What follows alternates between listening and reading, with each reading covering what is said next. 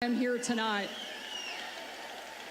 because I want somebody who's going to stand up and fight for my kids. And I know that there is nobody in the country more suited, more qualified, and more prepared to step in and lead and make our country strong, free, and great again as Donald Trump will.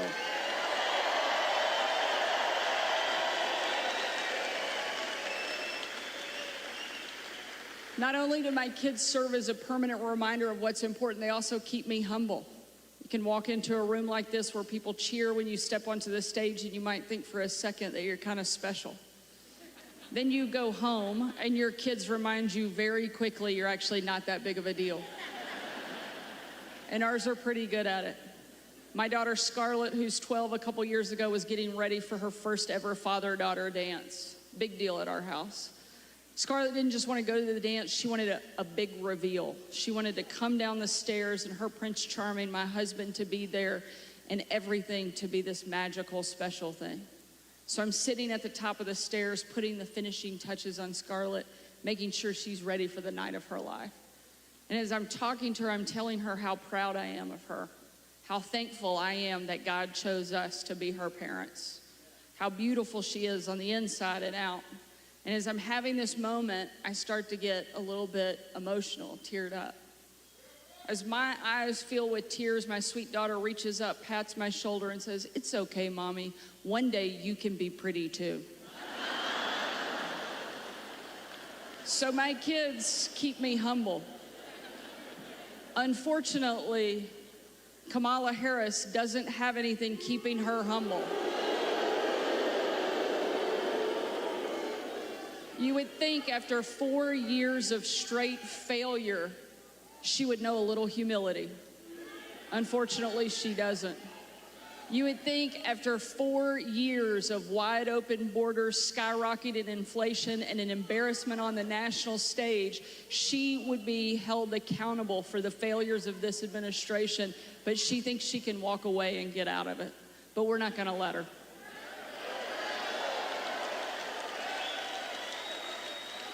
Because the future of my kids and the future of our country depends so much on who our next president is. It's why I know you're here tonight. It's why it is so important that we show up in the biggest way possible and send a very clear message. We are finished with the failures of the Biden-Harris administration, and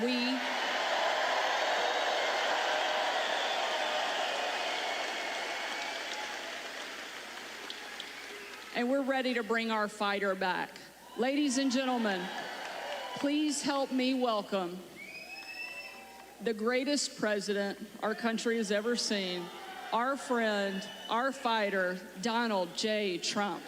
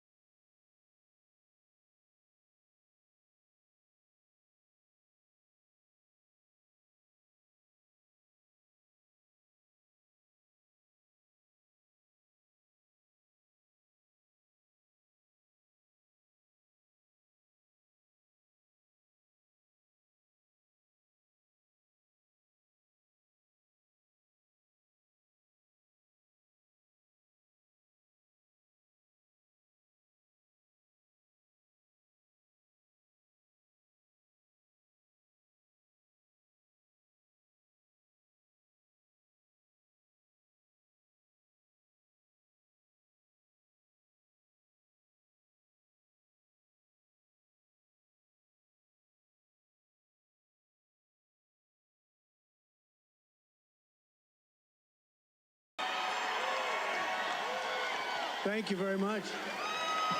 Thank you.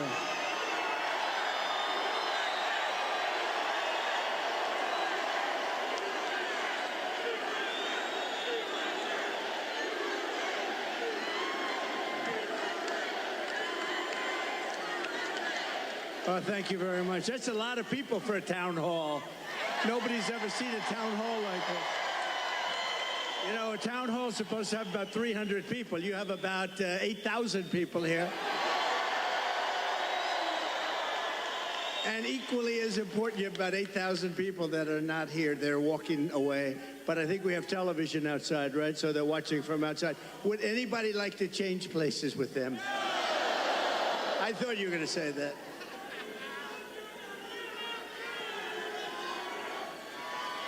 Thank you, everybody.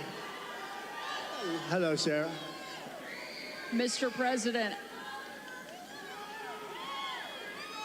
nobody's ever seen anything like it. Well, it's been a great experience. It's a dangerous business, however, being president. It's a little bit dangerous. It's, you know, they think race car driving is dangerous. No. They think bull riding, that's pretty scary, right? No. This is a dangerous business, and we have to keep it safe. Mr. President, I don't think there's a person, certainly in this room tonight, and probably anywhere in the country, that doesn't remember exactly where they were on July 13th, that Saturday, when a horrific thing happened, an attack not just on you, but what I see as an attack on our entire country. They have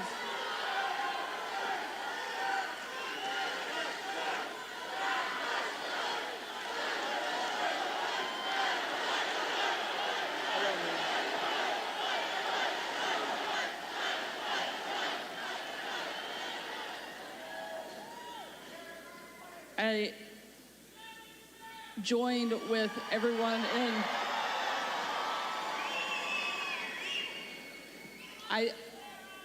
we know that you were tough. We saw it every day on the campaign. We saw it when you were president. But I don't think anybody was prepared for what we saw that day. And now it's happened not once, but twice. You've literally taken a bullet for our country, and yet you keep fighting. You never give up. The reason that you're going to win in November is because America needs a fighter. And we've never needed a fighter more, and we've never had somebody more qualified to step in and lead our country than you. I'd love for you to tell us, why do you want to be president, and why do you continue fighting even after they keep attacking you every single day? So we ran, thank you, everybody. A lot of love in this room. I love you, you love me, and you love Sarah. A lot of... So we ran in 2016, and it was amazing. It was amazing, and we won. We then ran in 2020, and we did much better than 2016. People don't like to hear it, you know, oh, he's a conspiracy theorist, you know. We got millions and millions more votes. We did much better. It wasn't even a contest. I was telling one of the papers, they said, what was the difference? I said, well, the difference is we did much, much better the second time. But we had a lot of things happen. We know what those things are. So what difference? Because now in like 48 days or whatever it might be, we're going to do something that will be, I don't think it's going to shock the world, actually. I think the world is going to be maybe prepared already. In Europe, they want it to happen. Even though they would not prefer dealing with me in terms of the economics, they still want it to happen because the whole world is blowing up, and they know it's not going to blow up if I'm president here. But, so we did great. And honestly, if I didn't do great, if we know what happened, and if that didn't happen, if I didn't do well in 2020, I wouldn't even think about doing this. But we did phenomenally well, and bad things happened, and we're not going to let it happen again. And now, I'll tell you, So 2016, a lot of spirit. 2020, we had unbelievable spirit. And then we got let down because what happened should never be allowed to happen in this country again. But I have never seen the spirit like I've seen right now for this race. Never, ever.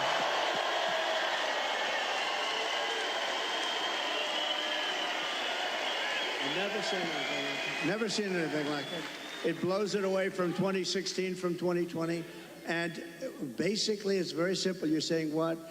We're going to seal the border immediately. We're going to drill, baby, drill. You know, we're going to drill at a level. We're going to bring your energy prices down. We're going to try and get rid of a lot of that big lump of inflation that this administration has given us. And I have to say that President Biden called me yesterday. It was very nice. We had a very nice conversation. I appreciated that he called about, you know, what happened the other day. And he says, he's committed. He's committed. No, and today, a little while ago, I got a very nice call from Kamala. No, it was very nice. It was very nice. It was very, very nice, and we appreciate that. But we have to take back our country. We have to win. We're going to win, and we're going to make America great again. That's all there is to it. Very simple, right?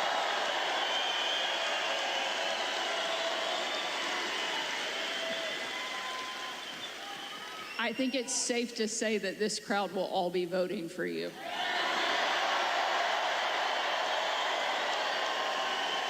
You know, when I think of this state, it's so sad. Years ago, I was given, thank you very much, but years ago I was given an award as like Man of the Year or something from an area that nobody knew, and the press said, oh, it never happened.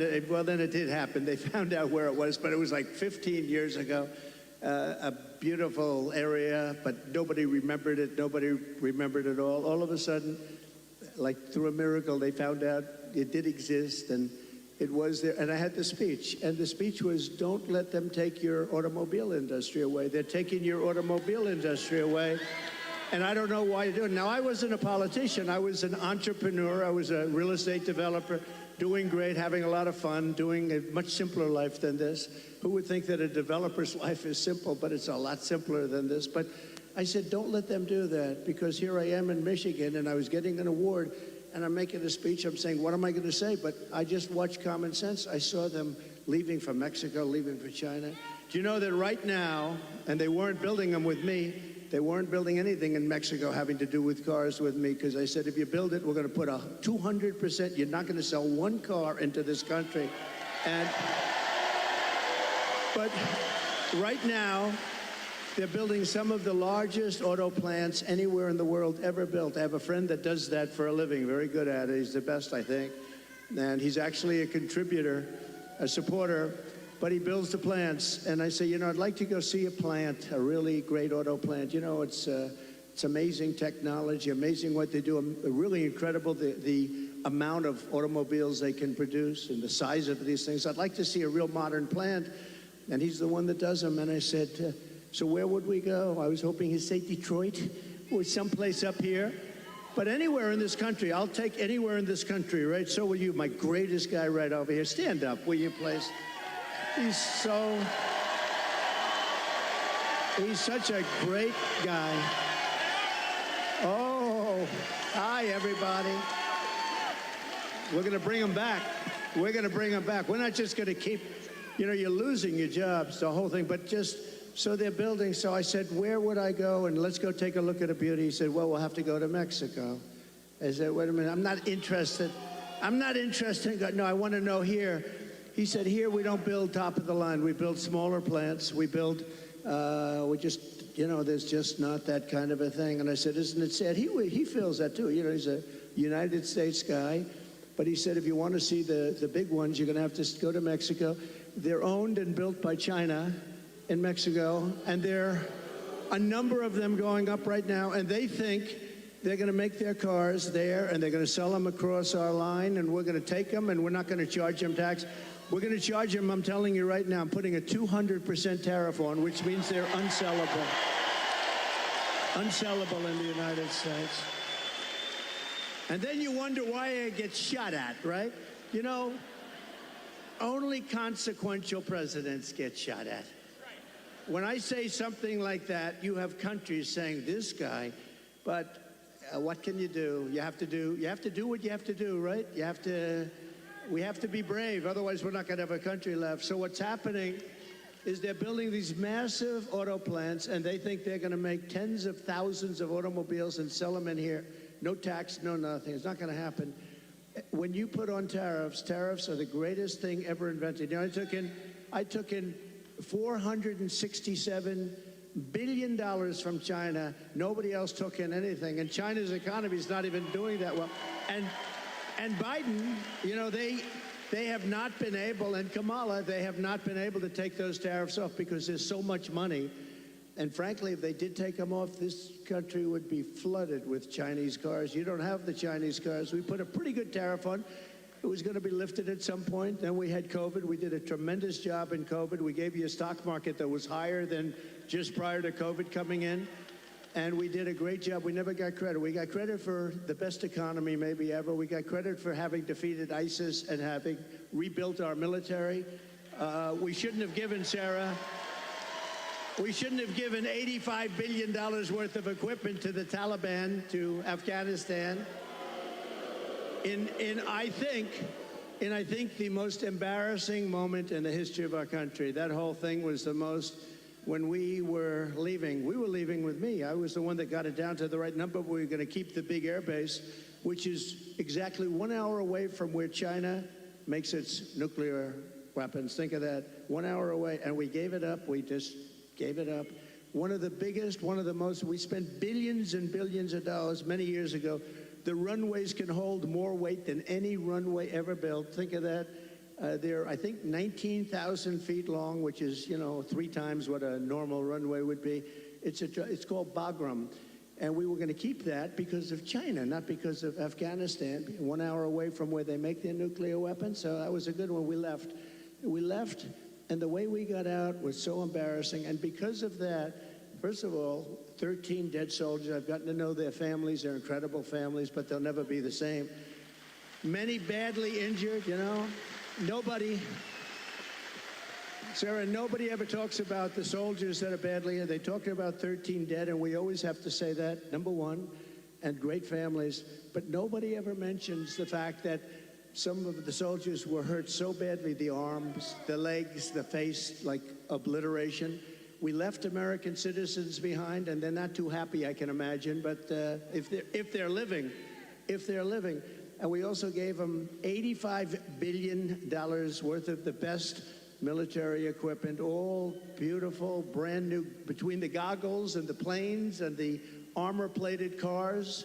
We gave them armor-plated trucks and cars and vehicles and so much. And they're one of the largest sellers now today of military equipment in the world. They're selling this stuff. 777,000 rifles and guns. Think of that. How do you have that anyway? Who would put that? We have 71,000 trucks and cars, and again, many of them armor-plated. So what happened is when Russia looked at that, they said, we're going to invade.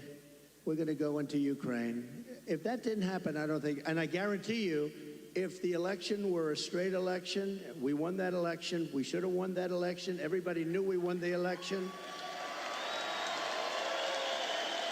they would have never attacked. Putin never would have attacked, but the oil prices got driven up at $100 a barrel. He made money. He's the only guy who fought a war, and you make money fighting a war, but it got driven up because of their bad energy policies. But when he saw that, and you wouldn't have had, think of this, you wouldn't have had, how different would the world be? You wouldn't have had Ukraine being attacked by Russia. You wouldn't have had October 7th in Israel, where that horrible situation took place because Iran was essentially broke.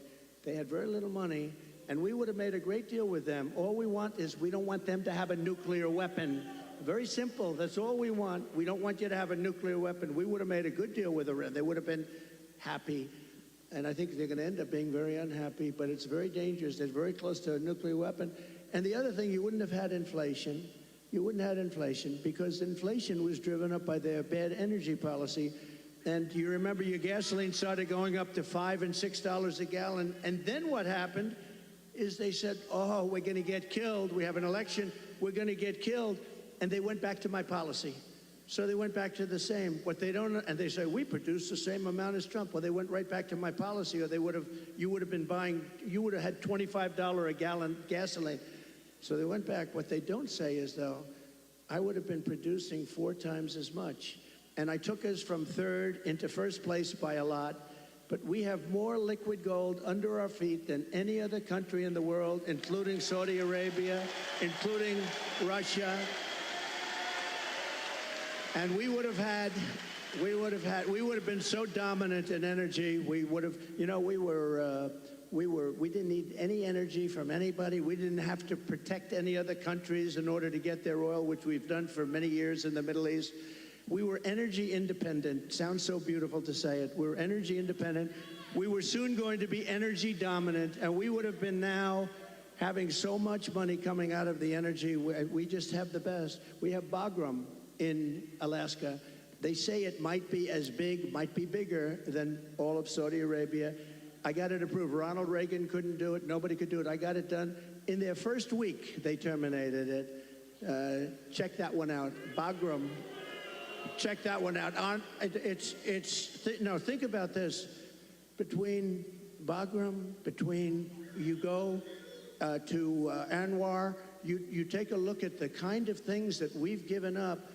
We should have that air base. We should have that oil. We would have had a whole different country. But to give up Anwar, to give up the biggest air base, military air base in the world, and they left it in the dark of night with the lights on, and they did leave the dogs behind. There are a lot of people, they say, what about the dogs? They left the dogs behind. But we would have been a much different country right now.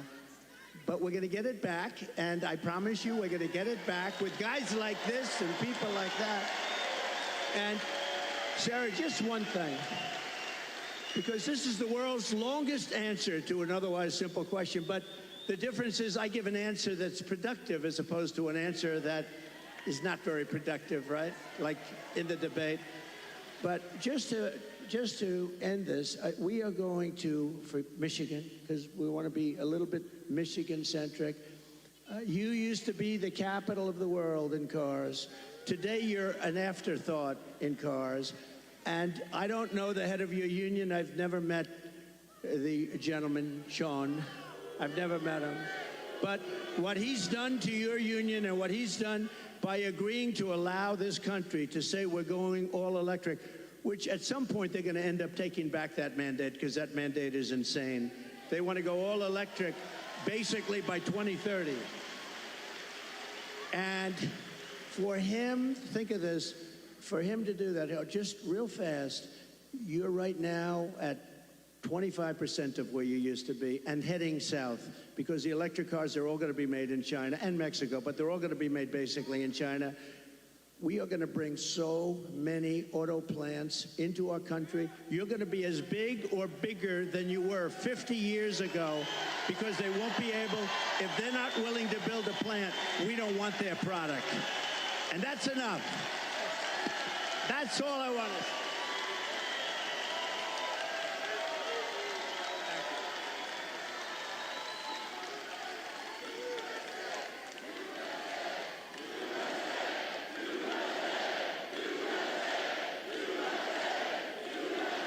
And it'll happen fast. It'll happen very fast. I think it's safe to say that Michigan is happy that you're going to be president again.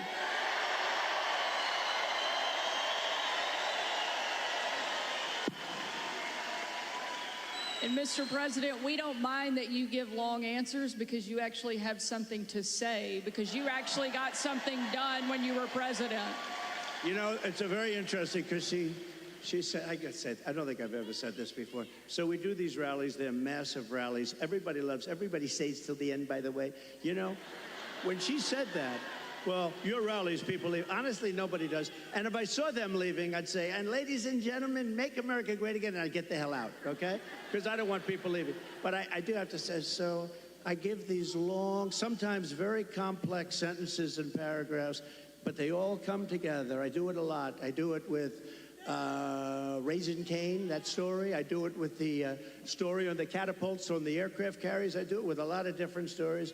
When I mention Dr. Hannibal Lecter, I'm using that as an example of people that are coming in from Silence of the Lambs.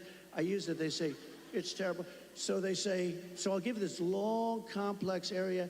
For instance, that I talked about a lot of different territory. The bottom line is, I said the most important thing. We're going to bring more plants into your state and this country to make automobiles. We're going to be bigger than before.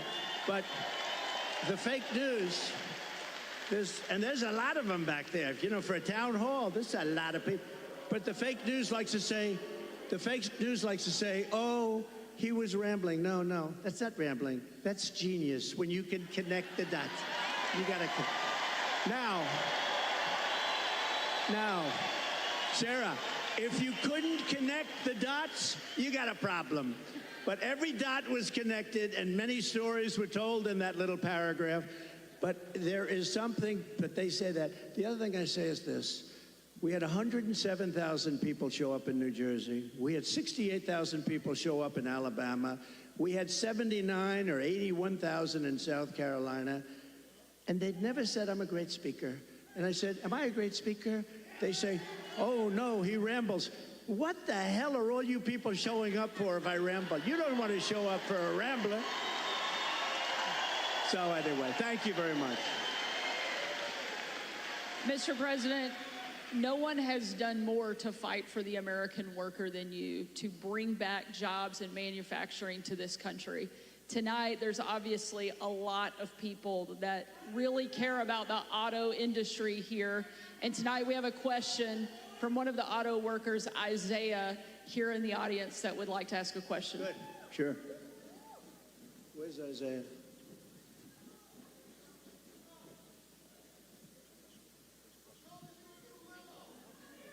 Thank you. Thank you very much. Thank you. We'll build a brand new beast. We're going to build a beast right here. Thank you. Thank you very much. Thank you. Thank you. Yes, sir. Thank you, Mr. President, for having us here tonight. I just want to let you know that I've attended one of your rallies. I did not leave early, and I did not fall asleep. Just want to let you know that, sir. I did not do it. I did not do it. I didn't see anybody else doing it either, sir. My name is Isaiah. I'm a third-generation UAW worker, working hard to build trucks here in America. Yes, yes. Get ready. You're going to be doing plenty of it. Thank you, sir. Thank you, sir. I work for Ford, and you actually came and visited the plant that I work at. That's right. You did. And my question to you, sir, is what do you see as the major threats to the future of Michigan manufacturing auto working jobs, and what will you do to eliminate those threats, sir? Okay, so I'll get into another little bit of a long answer, because when you say major threat, to me we have one really major threat that's called nuclear weapons. We have other countries that are hostile to us. They don't have to be hostile to us. I always say if you have a smart president, you'll never have a problem with China, Russia, or any of them, okay? I got along great with Putin. I got along great with President Xi. I got along great with Kim Jong-un of North Korea. Everybody said, oh, you can't get along with him. He liked me. I got along great with him, and he has a lot of nuclear force. But you essentially have 5 countries, and you're going to have more. Whether you like it or not, you're going to have more. It's the single biggest threat to the world, not only Michigan, to the world. And you're not going to care so much about making cars if that stuff starts happening. And we have people that are not good at negotiation. The war should have never happened. President Biden, I want to be nice. Yeah, he was so nice to me yesterday, but you know, in one way, I sort of wish the call wasn't made, because I do feel he's so nice. I'm so sorry about what happened and all that, but I have to lay it out. We have very important, and the same with Kamala today. She could not have been nicer. But the fact is, we have to have people that are respected by the opponent, by the other side, by other countries that have this. Even Pakistan has nuclear weapons. We have countries, India has a lot of nuclear force. We have countries that have tremendous nuclear power. And when I hear these people talking about global warming, that's the global warming you have to worry about. Not that the ocean's going to rise in 400 years, an eighth of an inch, and you'll have more seafront property, right, if that happens. I said, is that good or bad? I said, isn't that a good thing? If I have a little property on the ocean, I have a little bit more property. I have a little bit more ocean. But the fact is that it's a tremendous problem. And we are closer to World War III today than we've ever been. And the difference is, and I say this a lot, this isn't army tanks going back and forth and shooting at each other. This is obliteration. The power of these weapons, and I'm the one that revived it, and I hated to do it. But, you know, we had stuff that was 48 years old. They didn't even know if it worked. We have incredible stuff. So does Russia. China has much less, but they're going to catch up over 4 or 5 years. It's the single biggest threat by far to civilization. And nobody talks about it. They talk about global warming. Used to be, remember? Used to be global warming. You know, they changed the name. You know why? Because the planet's getting cooler now. So now what they call it is climate change, because that covers everything. See, climate change, if it gets hot, cool, you know, these people, I don't know if they're for real, but if they're not, they're covered by the words climate change. If it gets cooler, that's good. If it gets hotter, that's good. Global warming wasn't working so well. But the single biggest threat, okay, now let's assume we have a really smart president, and that's not going to be a threat because we have a lot of power. Doing business with China is a good thing, but you have to have a fair deal. Doing business with Russia, they have so much in terms of minerals and things. The size of their land mass is like 4 times bigger than the United States. The minerals and things they have, we can do great business, and you keep everybody happy. You can solve that problem. But let's talk about the local problem. The local problem is that you have countries stealing your business. Mexico is a very big one. Mexico, this year, we have a deficit with Mexico of $250 billion. Think of this. With Mexico, little Mexico, you think of it as a little innocent place. We're losing our ass to Mexico. China, you don't even have to talk about. We have over $1 trillion this year. I was charging them numbers that were unbelievable, and now he's just totally given up the ghost. And we're going to lose $1 trillion in deficits to China. $1 trillion. That's not sustainable. We're going to turn it all around, and we're going to do it through taxation and tariffs. It will be done in 24 hours, and it'll change the whole planet. Just so you know, Sarah, China became powerful because they charge. They don't call them tariffs. They call it a tax. They don't call it tariffs. The word tariff is a beautiful word to me, but to a lot of people that don't understand, it's not a beautiful word because you have a lot of people that are paid off by these countries. They're taking care of these countries, and they don't care about destroying the United States. They want millions of dollars in fees and consultation, but we will, literally in a period of 24 hours, we can change the whole trading of the whole world. They've taken advantage of our country for years. I stopped it. I stopped so much of it. And then we had a focus on COVID, which a lot of people said was put in there for a reason. You know, it came out of the Wuhan lab, which I said right from the beginning. All of you know. It didn't come out of a cave. They said a cave. It didn't come from France. They blamed France. They blamed, I call it the China virus because I like to be accurate, you know? They call it the Spanish flu. They call it all different names when something comes from a country, except for China. We have to call it COVID. What the hell does COVID mean? The China virus. And a lot of people think they did that because they were not happy with me as president. I actually had a great relationship with President Xi. And in his own way, he probably liked me the most, but maybe or maybe not. I saw that Putin the other day endorsed Kamala. And you have to understand, these are major chess players. So when he endorses Kamala, he may say, well, I did that because I love you, and it's better to be doing it. So who knows? But he endorsed Kamala, which is a little unusual. I was watching, I said, that's interesting. I think that's a good thing, isn't it? It really is. But look, we have to turn it around, and we can. We're going to have a reciprocal trade tax. We're going to have so if China charges 152%, which they do in a car, if we sell a car made here into China, which you don't do because the tax is too high, they say to all your companies and to others and to Elon Musk, who gave us He is a great guy. He gave me the strongest endorsement. And he's a really wonderful guy. But they say to him, we don't want your car unless you build your plant in China. And there's nothing wrong with saying that. That's smart people say that. We haven't said it for many years. I said it. We have a lot of plants going up with Apple and other things. I said, you got to build plants. You don't build plants here, we're going to put the tariffs on your products coming in from China. So we can do it quickly, but we're going to have what's called the Reciprocal Trade Act. Now, I dealt with a senator, a very good senator, actually, but he knows nothing about trade. I said, here's what I want to do, Senator. I want to take the reciprocal trade. If they charge us 100%, we charge them 100%. He said, you mean they charge us, we charge them? You got me. How simple could it be? It was sort of cool because he doesn't care. He's a senator, doesn't care about trade, but you know. So we're going to call it the Trump Reciprocal Trade Act, or I'll leave the name Trump off as long as we do it. So when India, which is a very big abuser, he happens to be coming to meet me next week, and Modi, he's fantastic. I mean, fantastic man. A lot of these leaders are fantastic. You have to understand one thing. They're 100%. These people are the sharpest people. They're not a little bit backward. They are at the top. You know the expression, they're at the top of their game, and they use it against us.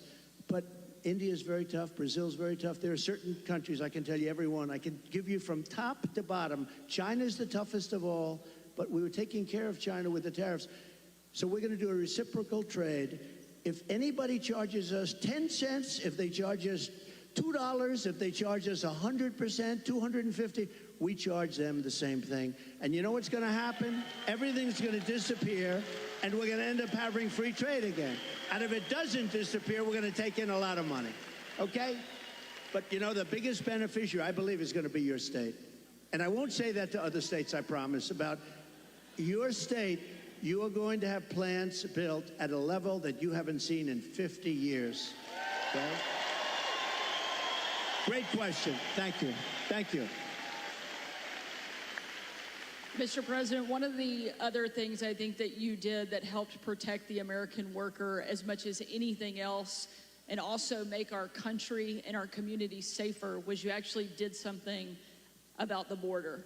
Just this month, there was a woman in my home state of Arkansas who was killed by an illegal immigrant who was drunk driving, that was deported during your administration and came back under this administration because they have failed to protect our country. It's one of the great threats that we face that you actually did something about. A lot. Tell us what you will do on day one to help protect our country. So we're going to be, day one, we're doing two things. Closing the border and baby drill. Two things. We're going to get down the prices.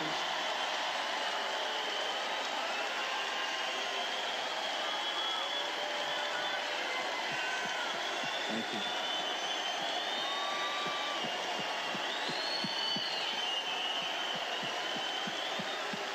Nice people. I like this crowd. I like this crowd. No, you know what? You're smart people. So, Sarah, thank you.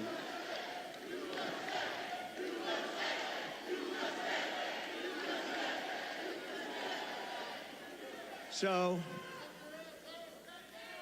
over the last couple of years, I've been talking about the border. I got elected in 2016 because of the border. But that border was peanuts compared to what this border is. That border was like a safe border compared. And I did it. I did a great job. And it also includes drugs. Came to a much lower. Look, unless you have the death penalty for drug dealers, you'll never get rid of the drug problem. Put that through your head, okay? Put that through your head. And I don't know if our country's ready for it. When I was with President Xi, and again, until COVID, I had a great relationship. Once that happened, I really didn't want a relationship because $60 trillion, millions of dead people all over the world. I was not exactly thrilled with him. But before that, I had a great relationship. And I said, do you have a drug problem? No, we have no drug problem. Oh, how come? Death penalty, immediate. I said, what does that mean, immediate? Immediate, we have what's called a quick trial. You know what a quick trial is? Like in one day, the trial is over. Over here, it'll be 25 years. They'll get some nice liberal lawyer and they'll have it tied up for 25 years. The guy dies of old age. So, but they have a death penalty. In Singapore, they have a death penalty. In a lot of countries, they have a death penalty. You sell drugs because the average drug dealer kills during his or her life 500 people. The average one. The big ones, much more. But when you hear that, you know, when people start to hear that, and I set up blue ribbon committees, I put, you know, nice people, dilettantes from New York and from Los Angeles, people that know nothing about drugs, and they're dealing with very smart people. These dealers are smart as hell, they're tough as hell, and they make a fortune. They make a fortune. And if you don't have the death penalty for drug dealers, you're just wasting your time. Now, we can keep it down, and we can do better than we're doing now, and a lot better than we're doing now, because what's happening now is out of control. But we had the lowest human trafficking, mostly in women, I hate to say, mostly in women, but we had the lowest human trafficking in 32 years. You know my favorite chart, the chart I put down, when I look to the right, that'll be my all-time favorite chart in history. That was basically a chart showing what a good job I did on immigration. But even if it showed I did a bad job on immigration, it will be my all-time favorite chart, because I wouldn't be here right now if I didn't look over. Let me see that chart. That was not good. My all-time favorite chart. Blue, yellow, red. It was beautiful. Oh, there it is. There it is.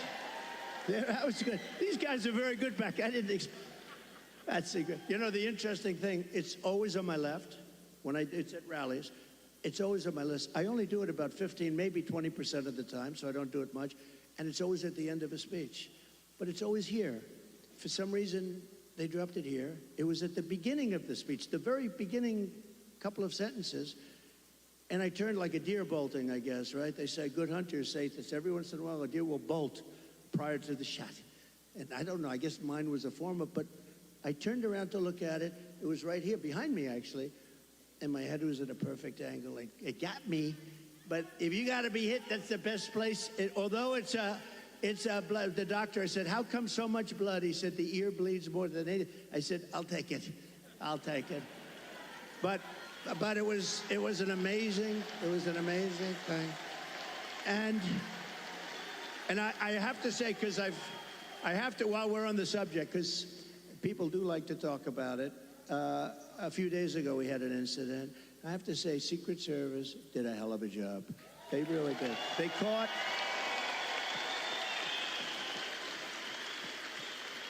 one of the gentlemen one of the agents was walking a couple of holes in front, and he saw a rifle, AK-47. That's serious stuff, right? You know more about that. My sons know more about this stuff. But AK-47, that's a bad one. The other one was an AR-15.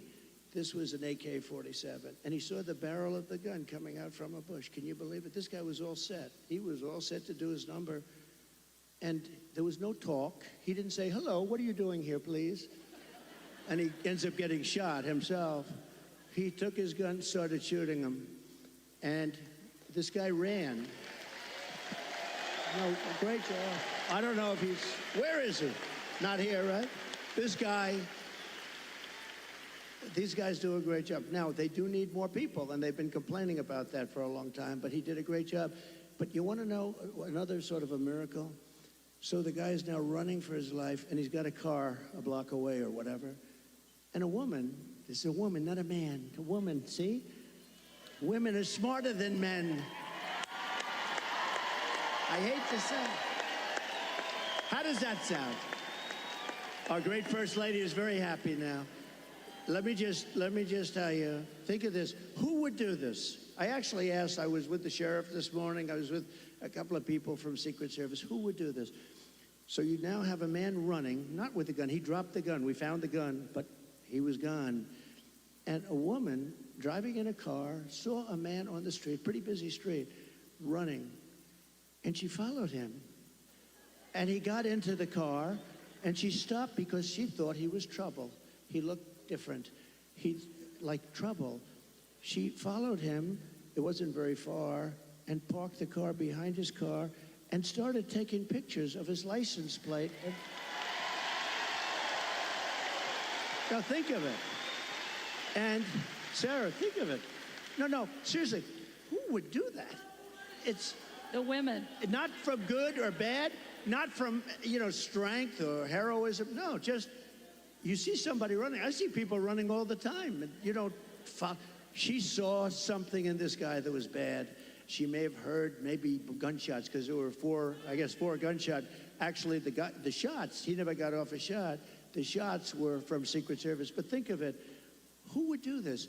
If you took 1,000 of these incidents, would even one person have done it? This woman was, I haven't met her, but I'd like to meet her. I'm going to meet her, I hope. But think of this. She goes in, she takes pictures of the plate, and then she sends the pictures into the sheriff's office. And the sheriffs are saying, wow, this is pretty amazing. And they were able to get this guy within 10 minutes. They had a high-speed chase on the highway. They got him. Otherwise, we'd probably have an AK-47. They had the camera. He had the whole thing. He was a sophisticated guy. He even had the serial number taken off the rifle, the gun. But think of this. So we'd have all this stuff. But I'd be walking around saying, I wonder where this guy is. Is he in this audience? We would have a maniac out there. This woman was unbelievable. Because I actually asked the sheriff, if it happened 1,000 times, would anybody have done that? He said, maybe, but not much, not much. So she did she was really amazing job. Well, we're glad she did. I think there are a couple takeaways there. One, the women of this country love Donald Trump and are going to make sure we do our part.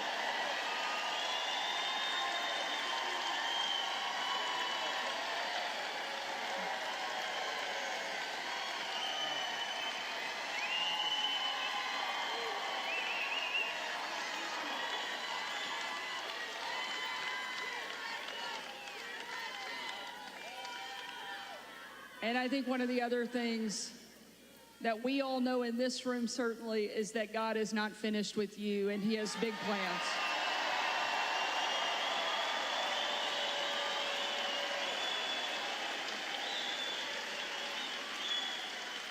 Sarah, I just want to say one thing. So when I heard about this tonight, I said, so where am I speaking? Michigan, good. I like Michigan. I want to talk about cars. I love talking about the cars because it's so simple. It's so ridiculous that this is happening. You don't want the electric. You do want electric cars, 7%, 8%. Elon makes a great product. But you know what? And I've driven. His car is incredible. Other cars are incredible. But you have a little thing. But you want to have gasoline-propelled cars. You want to have hybrids. You want to have all sorts. They say a new one is going to be hydrogen. Who the hell knows? They said it has a slight problem. It blows up. And if you're in the car, that could be a little problem. But you want to be able to have whatever it is, whatever the market is and all that stuff. But they said, sir, you're having a town hall tonight. And I said, a town hall? What the hell? They want a rally. They don't want a town hall. Town hall? And I said, so who is the host? Because host or hostess. And they said, Sarah Huckabee Sanders. And I said, oh, that's good. I like that. But I figured, Sarah, I love these rallies. You go and you say, we will make America great. Everyone's going crazy. We had one the other night. But you know what? Can I be honest? This was more fun than a rally today. This was fun. This was good, right? This was very good. We're going to take another question from the audience. Maybe the only job in the country harder than being president of the United States is being a mom, especially under this administration, because they're making everything harder. And tonight we have a mom here in the audience, Barbara, that's behind us, that has a question for you. Hi, Barbara. Hello back there.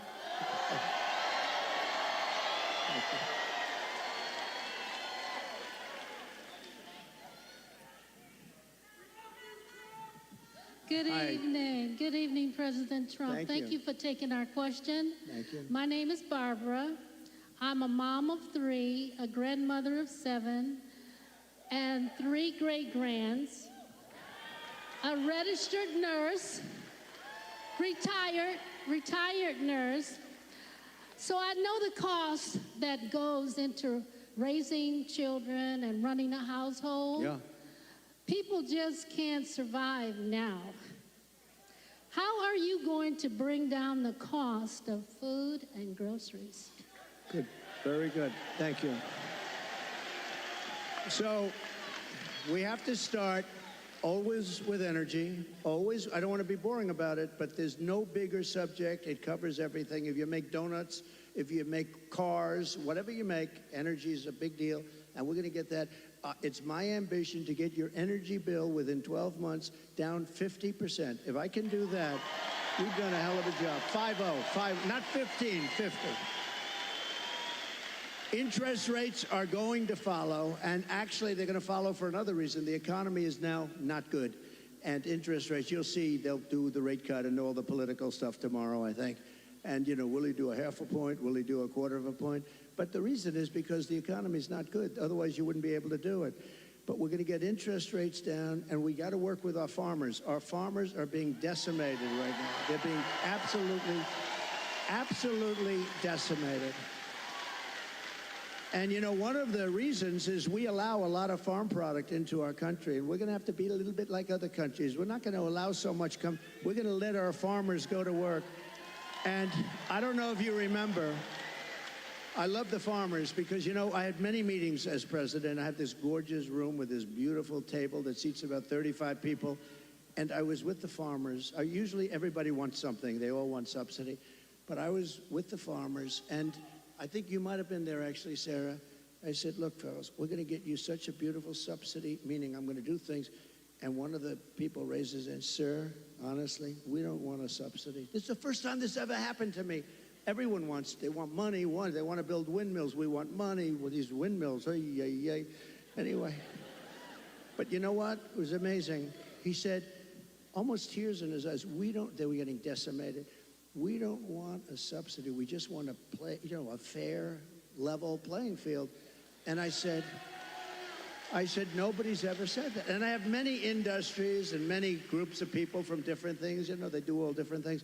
It's probably the most dramatic I've ever seen. He didn't want anything. All he wanted was to be able to compete fairly.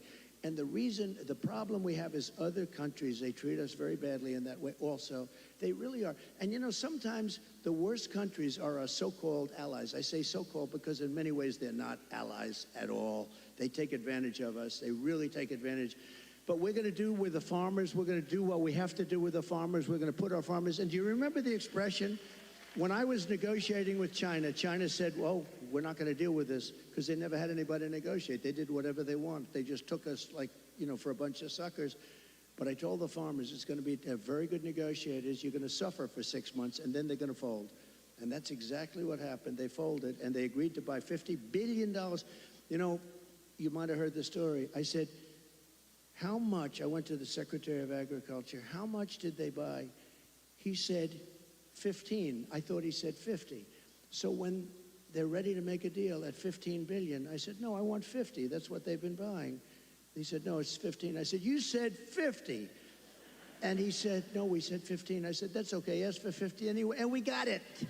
We got it. And they buy a lot of our product. But so we're going to, it's just a great interest rates, energy, and common sense. A lot of it's common sense. Everything. You know, I like to say, we're the party of common sense. We want to have a strong border. How about we want a strong, you know, all of a sudden, they've changed. They didn't want any border. They said walls don't work. Two things work. What are the two things? Wheels and walls. You know, if I do, there's a gorgeous computer down here. In about 2 weeks, it's going to be obsolete. A friend of mine is in that business. He hates it. He said, we come up with a new model, and it's the greatest. About 3.5 weeks later, the damn thing's totally obsolete. The only thing that never gets obsolete is a wall and a wheel. And the wall is what we're talking about now. And, you know, we built hundreds of miles of wall. We then added more than I ever said I was going to do. And then we had that bad election result, that disgusting result. And they never put it up. You know what they did with it? They sold it for 5 cents, and it was expensive wall. It was exactly what the Border Patrol wanted, with the anti-climb plate on top, which I always hated because I didn't like the look of it. But, you know, they demonstrated it. We had mountain climbers, and a couple of drug climbers too. These guys are amazing. They put 100 pounds of drugs on the back and they go up the wall like it's nothing. But they couldn't get over the plate. So all of a sudden I said, okay, I'll put the plate on. I didn't like it. I liked it better without the plate, but it didn't work quite as well. So this is what we did. We had it. We had the best. We had a thing called Remain in Mexico. You don't have to be a genius to know Remain in Mexico is a very good thing. And you think that was easy to get. I think Tijuana, Mexico was probably the fastest growing city in the history of the world. Okay, they had hundreds of thousands. They couldn't come in. When they got in, they let everybody pour into our country. The border, just to finish with the border, when I talk about energy, to me it's exciting, but to a lot of people it's not. But it gets exciting because we'll bring down your costs, all that. But what people want to hear, and I believe when I got elected, I believe it was the border that was the biggest thing, and I fixed it, and I did a great job. And I wanted to mention it in 2020, and my people would say, sir, nobody cares about the border. They don't care because I had it fixed. Now I got to fix it again. I believe the border is of the greatest interest. When you look at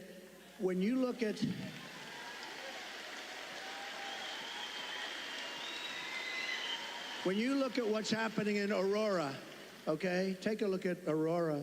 When you look at what's happening in Ohio, the great state of Ohio, I love it. I'm way the hell up.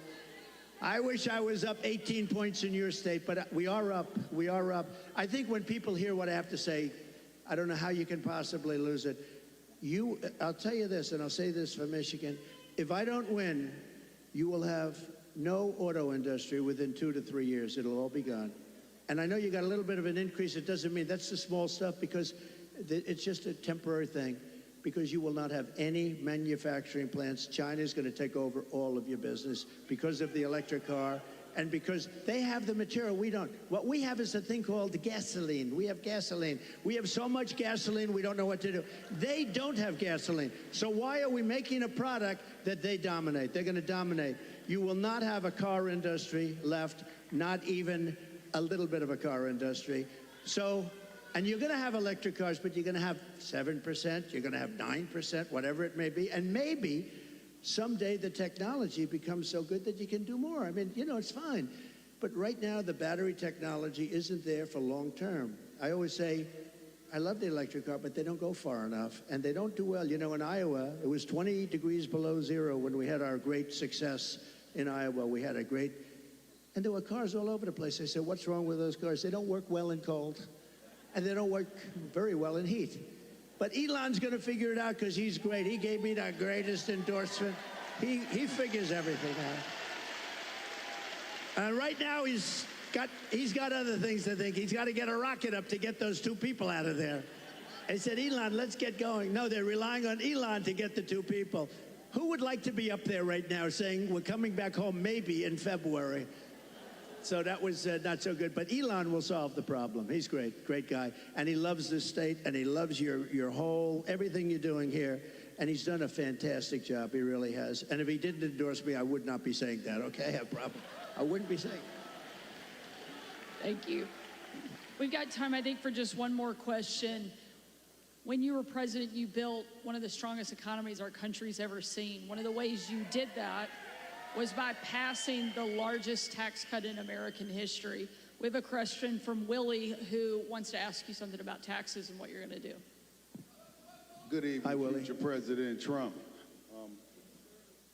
I'm a local contractor in this town. He's a cool-looking guy, too. He's better looking than you.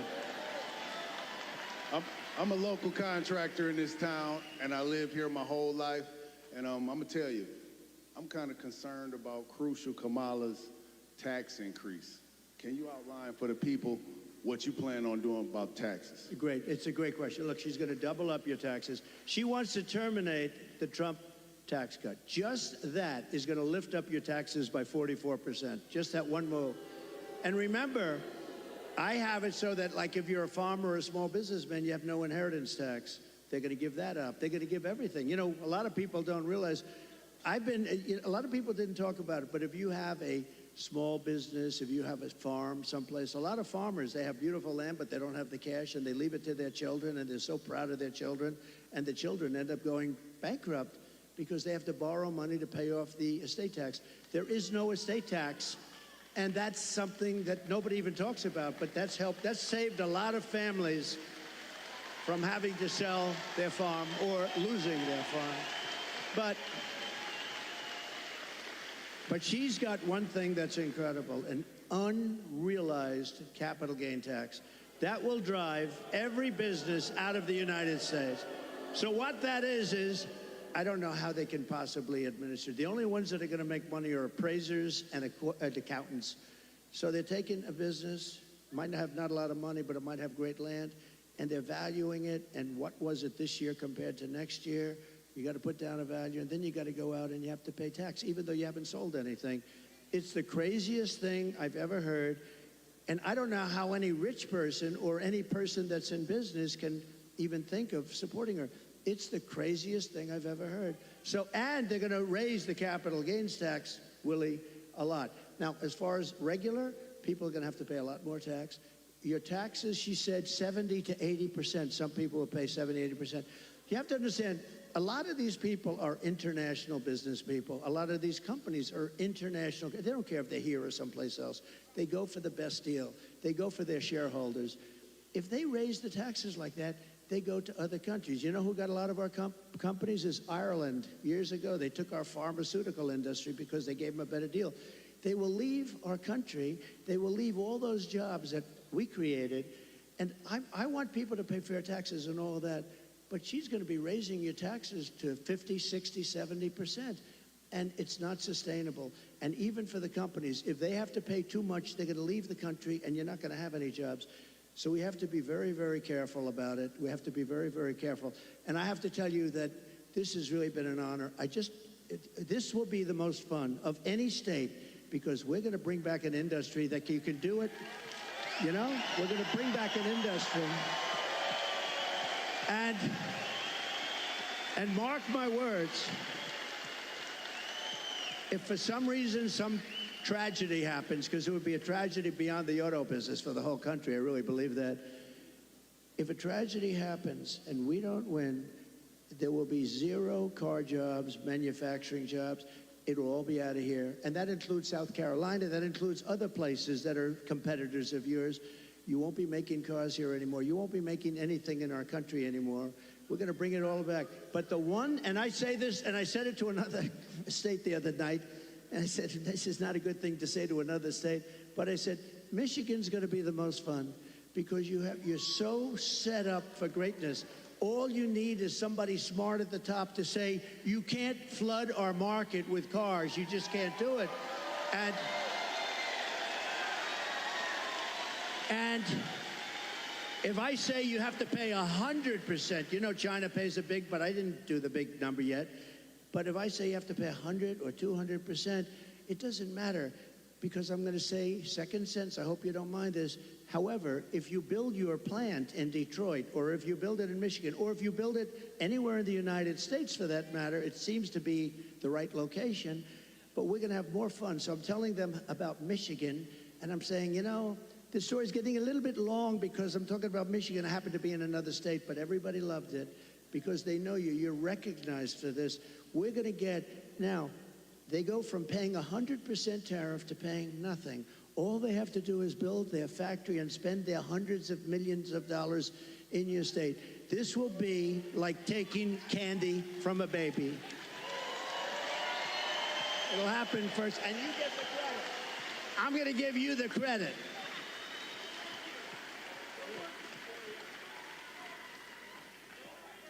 Well, I don't think there's any question that America was better off under Donald Trump.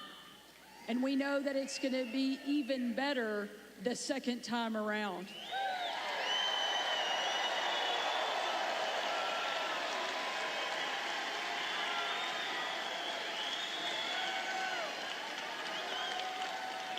Before tonight, I knew you were going to win the presidency. I had no doubt. Arkansas is going to come in huge. But now I know you're going to win Michigan by epic margin.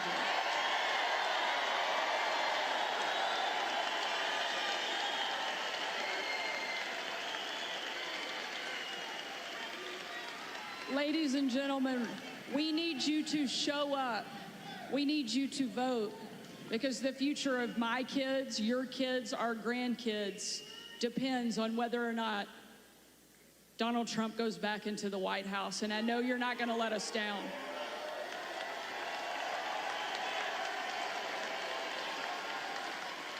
More importantly, I know President Trump is not going to let us down because he's shown us time and time again that no matter what comes at him, no matter what the left throws at him, he's going to get back up and keep fighting for this country that he loves so much. Thank you, Mr. President. Thank you, Sarah. Thank you, Sarah. Thank you very much. Thank you, everybody. Thank you, man. I'll see you. We'll see you.